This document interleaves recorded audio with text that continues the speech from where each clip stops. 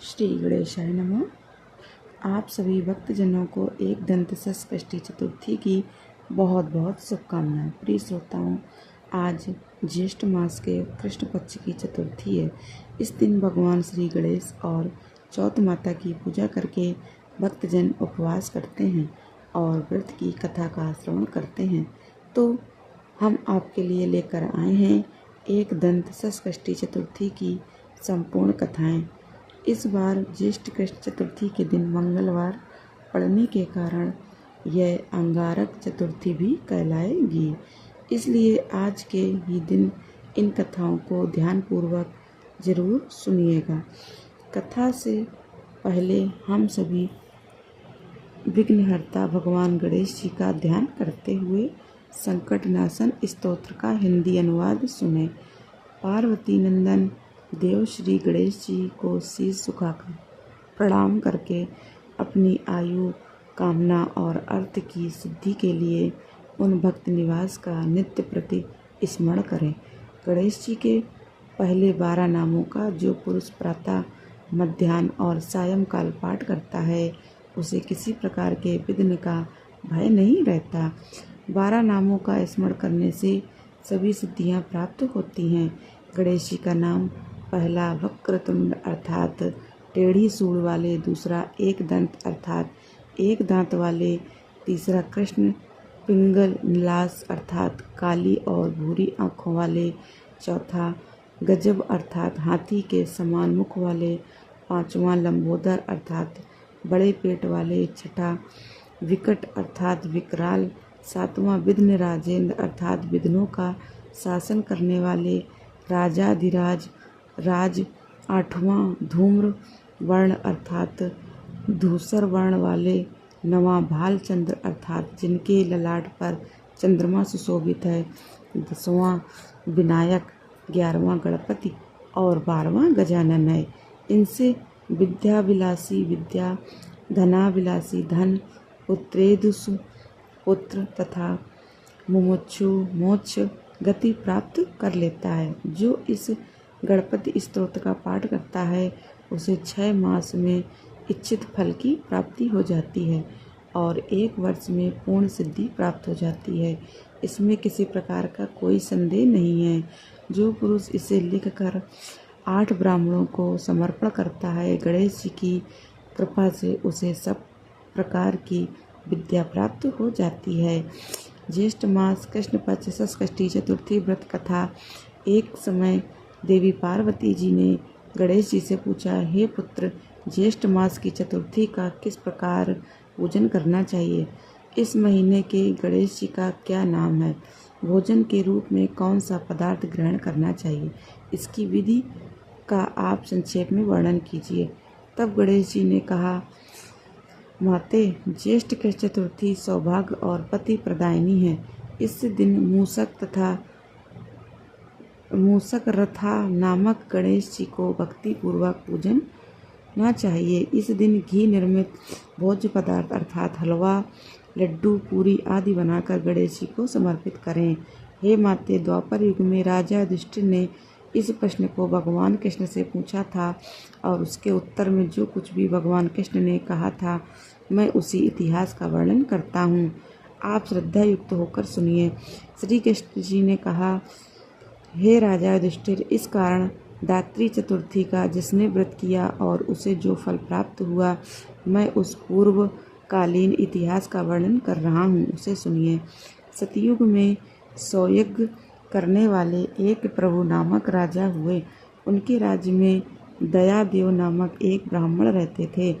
वेदों में निष्णात उनके 4 पुत्र थे। पिता ने अपने पुत्रों का विवाह गृह सूत्र के वैदिक विधान से कर दिया। उन चारों बहुओं में बड़ी बहू अपनी सास से एक दिन कहने लगी, हे सासू जी, मैं बचपन से ही संकटनाशक गणेश चतुर्थी का व्रत करती आई हूँ। मैंने अपने पिता के घर में भी इस शुभदायक व्रत को किया है। अतः हे माते, आप मुझे यहाँ व्रत अनुष्ठान करने की अर्थात व्रत रखने की अनुमति प्रदान करें। पुत्रवधू की बात सुनकर उसके ससुर ने कहा, हे बहू, तुम सभी बहुओं में श्रेष्ठ और बड़ी हो। तुम्हें किसी प्रकार का कोई कष्ट नहीं है और ना ही तुम बिछुड़ी हो। अभी तुम्हारा समय उपभोग करने का है। और ये गणेश जी कौन है? फिर तुम्हें भला उपवास करके करना ही क्या है? कुछ समय के बाद बड़ी बहू गर्भवती हो गई। 10 मास के बाद उसने सुंदर बालक को जन्म दिया। उसकी सास बराबर बहू को व्रत करने से मना करती रही। बहू ने अपने सास ससुर जी से व्रत रखने का कई बार अनुरोध किया, लेकिन उन दोनों ने ही व्रत छोड़ने के लिए बहू को बाध्य कर दिया। समय बीता तो बहू का पुत्र विवाह योग्य हुआ, किंतु व्रत भंग होने के कारण गणेश जी क्रोधित हो गए और उसके पुत्र के विवाह समय में वर वधू के सुमंगली के समय उसके पुत्र का अपहरण कर लिया। इस अनहोनी घटना से मंडप में खलबली मच गई। सब लोग व्याकुल होकर कहने लगे कि वर कहाँ गया, किसने अपहरण कर लिया। बारातियों द्वारा ऐसा समाचार पाकर उसकी माता अपने ससुर दयादेव से रो रो कर कहने लगी, ससुर जी, आपने मेरे गणेश चतुर्थी व्रत को छुड़वा दिया है, जिसके परिणाम स्वरूप ही मेरा पुत्र गायब हो गया है। अपने पुत्र वधू के मुख से ऐसी बात सुनकर ब्राह्मण दयादेव बहुत दुखी हुए। उनकी पुत्र वधू और भी दुखी हुई। फिर दयादेव ब्राह्मण ने अपने पुत्र वधू को संकट नाशन गणेश चतुर्थी का व्रत करने की अनुमति दे दी। अब पुत्र वधू हर महीने संकट नाशक गणेश चतुर्थी का व्रत करने लगी। इसके बाद कुछ समय की बात है, जिस कन्या से उसके पुत्र का विवाह होने वाला था, उस कन्या के घर एक वेदज्ञ और दुर्बल ब्राह्मण भिक्षा के लिए गया। ब्राह्मण ने कहा कि हे बेटी, आज मुझे भिक्षा में इतना भोजन दो कि मेरी भूख शांत हो जाए। उस ब्राह्मण की बात सुनकर धर्मपरायण कन्या ने उस ब्राह्मण का विधि पूर्वक पूजन किया। भक्ति पूर्वक भोजन कराने के बाद उसने ब्राह्मण को वस्त्र आदि दिए। कन्या की सेवा से संतुष्ट होकर ब्राह्मण कहने लगा, हे कल्याणकारी, हम तुम पर प्रसन्न हैं। तुम अपनी इच्छा के अनुकूल मुझसे वरदान प्राप्त कर लो। मैं ब्राह्मण वेशधारी गणेश हूँ और तुम्हारी भक्ति के कारण ही यहाँ आया हूँ। ब्राह्मण की बात सुनकर कन्या हाथ जोड़कर कहने लगी, हे विघ्नेश्वर, यदि आप प्रसन्न हैं तो मुझे मेरे पति के दर्शन करा दीजिए। कन्या की बात सुनकर गणेश जी ने उससे कहा, हे सुंदर विचार वाली, जो तुम चाहती हो वही होगा। तुम्हारा पति शीघ्र ही आएगा। कन्या को इस प्रकार का वरदान देकर गणेश जी वहीं अंतर्ध्याय हो गए। फिर उसी समय की बात है कि सोम शर्मा नामक ब्राह्मण एक वन में से उस ब्राह्मण के बालक को नगर में ले आए। अपने पौत्र को देखकर दयादेव ब्राह्मण बहुत प्रसन्न हुए। बालक की माता की प्रसन्नता की तो सीमा ही नहीं रही। साथ ही संपूर्ण नगरवासी भी बड़े खुश हुए। बालक की माता ने अपने पुत्र को हृदय से लगा लिया और कहने लगी कि गणेश जी की कृपा से ही मैंने अपने खोए हुए पुत्र को प्राप्त किया है और उसे नए वस्त्र आभूषणों से सजा दिया। दयादेव ब्राह्मण तो बार बार सोम शर्मा को प्रणाम करके कहने लगे, हे द्विजराज, आपकी कृपा से मैंने खोए हुए पुत्र को प्राप्त किया हुआ है। मेरा खोया हुआ बालक घर में आ गया। सोम शर्मा को फिर सुस्वादु भोजन कराकर धोती दुपट्टा से विभूषित करके गौदान दिया। फिर से मंडप का निर्माण करके विधि पूर्वक वैवाहिक कार्य संपन्न किया। इससे सभी नगरवासी प्रसन्न हुए और वह भाग्यशालिनी कन्या भी अपने पति को पाकर धन्य हो उठी। ज्येष्ठ मास के कृष्ण पक्ष की चतुर्थी तिथि मनुष्यों के मनोरथ को पूर्ण करती है। इस दिन स्त्री पुरुषों को एक दंत गणेश जी की पूजा करनी चाहिए। इस प्रकार संकष्टी चतुर्थी की व्रत कथा सुनाते हुए गणेश जी अपनी माता पार्वती से कहते हैं, हे माते, पूर्व कथित रीति से भक्ति पूर्वक जो व्यक्ति इस व्रत को और पूजन को करेंगे, उनकी संपूर्ण इच्छाएं गणपति की कृपा से पूरी होंगी। तब गणेश जी कहते हैं कि भगवान श्री गणेश ने राजा युधिष्ठिर से कहा, हे राजन, भगवान गणेश जी के व्रत का ऐसा ही महात्म है। हे महाराज, अपने शत्रुओं के विनाशार्थ अब आप भी इस व्रत को अवश्य कीजिए। तब धर्मराज युधिष्ठिर ने भी ज्येष्ठ कृष्ण चतुर्थी का व्रत किया और अपने शत्रुओं पर विजय प्राप्त की। चतुर्थी तिथि पर स्नान करने के बाद सोने, चांदी, तांबे, पीतल या मिट्टी से बनी भगवान गणेश जी की मूर्ति स्थापित करें। गणेश जी को स्नान कराएं। इसके बाद जनेऊ धारण कराएं। अबीर गुलाल, चंदन, सिंदूर, इत्र आदि चढ़ाएं। वस्त्र अर्पित करें, अक्षत चढ़ाएं, फूलों से श्रृंगार करें और गणेश मंत्र बोलते हुए दूर्वा चढ़ाएं। भगवान को फिर लड्डुओं का भोग लगाएं, धूप दीप जलाएं और कपूर जलाकर आरती करें। व्रत की कथा पढ़ें, सुने। पूजा के बाद भगवान से सबसे अंत में क्षमा याचन जरूर करें। अंत में प्रसाद को सभी भक्तों में बांटें। अगर संभव हो सके तो घर में ब्राह्मणों को भोजन कराकर दान दक्षिणा देकर संतुष्ट करना चाहिए। यह थी ज्येष्ठ मास कृष्ण पक्ष संकष्टी चतुर्थी की कथा। प्रिय श्रोताओं, चौथ माता की कहानी सुनाने से पहले आपको बताते हैं कि चौथ माता प्रकट कैसे हुई थी। चौथ माता का व्रत संतान और पति की लंबी आयु की कामना से किया जाता है। मानता है कि सवाई माधोपुर में चौथ माता ने यहाँ के राजा को दर्शन दिए थे। कहते हैं कि इस मंदिर की स्थापना राजा भीम सिंह ने कराई थी। लोक मान्यताएं हैं कि देवी चौथ माता ने स्वप्न में राजा भीम सिंह चौहान को दर्शन देकर यहाँ अपना मंदिर बनवाने का आदेश दिया था। राजा एक बार बरवाड़ा से संध्या के समय शिकार पर निकल रहे थे। तभी उनकी पत्नी रत्नावली ने उन्हें टोका, लेकिन भीम सिंह ने यह कहकर उनकी बात को टाल दिया कि चौहान एक बार सवार होने के बाद शिकार करके ही नीचे उतरते हैं। इस तरह अपनी रानी की बात को अनसुना करके राजा भीम सिंह अपने कुछ सैनिकों के साथ घनघोर जंगलों की तरफ चले गए। राजा रानी के मना करने के बाद भी शिकार को चले गए। शाम ढलने पर उन्होंने वहां एक हिरण देखा। सभी उस हिरण का पीछा करने लगे। थोड़ी ही देर में रात हो गई। रात होने के बावजूद भीम सिंह उस हिरण का पीछा करते रहे। धीरे धीरे वह हिरण भीम सिंह की नज़रों से ओझल हो गया और तब तक राजा के साथ सैनिक भी रास्ता भटक चुके थे। राजा अब सैनिकों से बिछड़ चुका था। अकेले में राजा विचलित हो गया। अब उसे भटकते भटकते बहुत जोर से भूख और प्यास लगने लगी। प्यास के मारे उसका गला सूखने लगा। उसने इधर उधर पानी की तलाश की, लेकिन पीने को पानी नहीं मिला, जिससे वह प्यास से मूर्छित होकर जंगल में ही गिर पड़े। तब मूर्छित अवस्था में भीम सिंह को पचाला तलहटी में चौथ माता की प्रतिमा दिखने लगी। कुछ देर के बाद उन्होंने देखा कि भयंकर बारिश होने लगी और बिजली कड़कड़ाने लगी। मूर्छा छूटने पर राजा को अपने चारों तरफ पानी ही पानी नजर आया। घनघोर जंगल में कोई भी नहीं था। तभी यह चमत्कार हुआ कि वहाँ पर पानी आ गया। राजा ने पहले पानी पिया, फिर वहीं अंधकार भरी रात में एक दिव्य और कांतिमान बालिका पर उनकी नज़र पड़ी। वह कन्या उस समय खेल रही थी। राजा ने उस कन्या को इस भीषण वन में देखा तो पूछा कि बालिके, तुम इस जंगल में अकेली क्या कर रही हो? तुम्हारे माँ बाप कहाँ पर हैं? कन्या ने तोतली वाणी में कहा, हे राजन, तुम यह बताओ कि तुम्हारी प्यास बुझी या नहीं। ऐसा कहकर वह कन्या अपने असली देवी रूप में आ गई। तब राजा उनके चरणों में गिर पड़ा और कहने लगा, आदिशक्ति महामाया, मुझे आपसे कुछ नहीं चाहिए। अगर आप मुझ पर प्रसन्न हो तो हमारे प्रांत में ही हमेशा निवास करें। तब तथास्तु कहकर वह देवी अदृश्य हो गई। राजा को उनकी जगह पर वहां चौथ माता की एक प्रतिमा मिली। उसी चौथ माता की प्रतिमा को लेकर राजा बरवाड़ा की ओर लौट पड़ा। बरवाड़ा पहुंचते ही राजा ने राज्य में पूरा हाल कह सुनाया।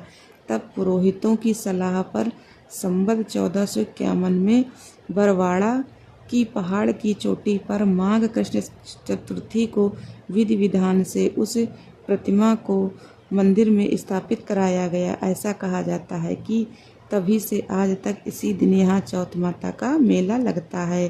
संकष्टी चतुर्थी हो या करवा चौथ का व्रत हो, लोग भारी संख्या में यहाँ पर मंदिर में दर्शन करने के लिए आते हैं और भक्तों को चौथ माता पर पूरा विश्वास होता है। कहा जाता है कि यह मंदिर विशेष तौर पर विवाहित जोड़ों के लिए है। सुहागिन स्त्रियां करवा चौथ के त्यौहार के अवसर पर यहाँ अपने सुहाग की रक्षा के लिए प्रार्थना करती हैं। ऐसी मान्यता है कि चौथ माता देवी गौरी का ही एक स्वरूप है और इनकी पूजा करने से अखंड सौभाग्य का वरदान तो मिलता ही है, साथ ही दाम्पत्य जीवन में भी सुख बढ़ता है और परिवार के सभी सदस्य भी सुखी और निरोगी रहते हैं। संतान की उम्र लंबी होती है और चौथ माता की कृपा से परिवार में कभी कोई विपत्ति नहीं आती। अब सुनिए चौथ माता की कथा। एक बार एक नगर में एक बूढ़ी माँ रहती थी। वह अपने बेटे को हर संकट से बचाने के लिए 12 महीनों की चौथ का व्रत करती थी। हर चौथ को पंसारी से थोड़ा सा गुड़ और घी लेकर 4 लड्डू बनाती, एक बेटे को देती, एक से पूजा करती, एक हथगार के लिए निकालती और एक चंद्रमा उगने पर खुद खा लेती थी।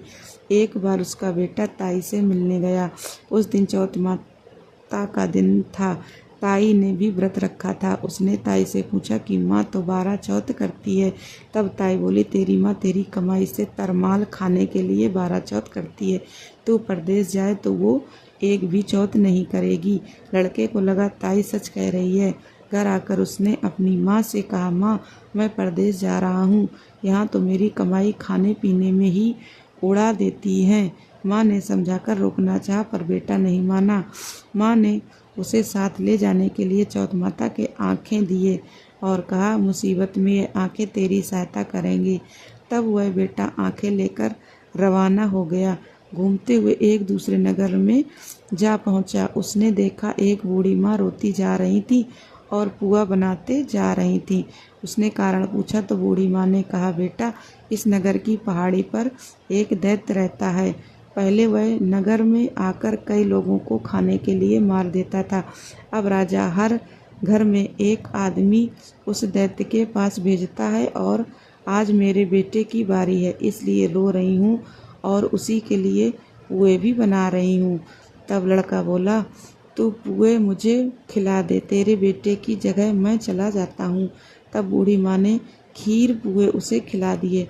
माँ खीर पीकर वह सो गया। रात को राजा के सैनिक आए तो बूढ़ी माँ ने उसे भेज दिया। दैत्य के सामने पहुँचने पर उसने चौथ माता के आँखें दैत्य की तरफ फेंक कर कहा, हे चौथ माता, अगर मेरी माँ मेरी सलामती के लिए व्रत करती है तो दैत्य का सिर काट कर गिर जाए। कहते हैं कि तुरंत दैत्य का सिर कट गया। लड़का वापस आ गया। अब राजा ने उसे उपहार देकर विदा किया। चलते हुए वह एक दूसरे राजा के नगर में जा पहुंचा। इस राज्य में आवा तभी पकता था जब एक इंसान की बलि दी जाती थी। सिपाहियों ने उसे पकड़कर आवे में चुन दिया। लड़के ने आंखें आवे में डाले और कहा, हे चौथ माता, अगर मेरी माँ मेरे लिए व्रत करती है तो यह आवा मेरे लिए मेरी बलि बिना ही झट से पक जाए। आवा तुरंत पक गया। आवे में से मिट्टी की जगह सोने चांदी के बर्तन निकले। लड़का बोला, बर्तन धीरे धीरे निकालना, कहीं मुझे ना लग जाए। राजा ने उसे निकलवाया और उससे पूछा कि इस आवे में से तुम बच कैसे गए। लड़के ने बताया कि उसकी माँ चौथ माता का व्रत करती है, व्रत के कारण ही वह बच पाया। राजा को विश्वास नहीं हुआ। उसने एक चांदी की सुपारी मंगवाई और कहा कि सुराही की नली से निकल कर दिखाओ, तभी मुझे विश्वास होगा। लड़के ने चौथ माता को एक बार फिर से याद करके आंखें सुराही में डाले और कहने लगा, मैं भंवरा बनूं, सुराही से निकलूं। लड़का भंवरा बनकर तुरंत सुराही से निकल गया। अब तो राजा ने प्रसन्न होकर राजकुमारी का विवाह उसके साथ करवा दिया और सभी लोगों को चौथ माता का व्रत करने के लिए कहा। उधर अब लड़के को अपनी माँ की याद आई। उसने राजा के पास जाकर खुद के नगर जाने की इच्छा जाहिर की। राजा ने रथ, घोड़े, हाथी और खूब सारा दान दहेज देकर उन्हें विदा कर दिया। चौथ के दिन वह लड़का अपने नगर पहुंचा। वह अकेला पंसारी के यहाँ माँ का इंतजार करने लगा। सोचा, चौथ है तो माँ यहाँ जरूर आएगी। थोड़ी ही देर बाद लकड़ी टेकती हुई उसकी माँ उसे आते हुए दिखाई दी। बेटा माँ के चरणों में गिर पड़ा, कहने लगा, माँ मैं तेरा बेटा हूँ, मुझे माफ़ कर दो। माँ ने उसे उठाकर गले लगा लिया। अब तो लोग चौथ माता की जय जयकार करने लगे। उस नगर के अब सभी लोग चौथ माता का व्रत करने लगे। हे चौथ माता, जैसे बूढ़ी माँ और उसके बेटे की सहायता आपने की, वैसे ही हम सबकी भी करना। कहानी कहने और सुनने वाले पर भी कृपा करना। प्रेम से बोलिए चौथ माता की जय। अब सुनिए चौथ माता की आरती।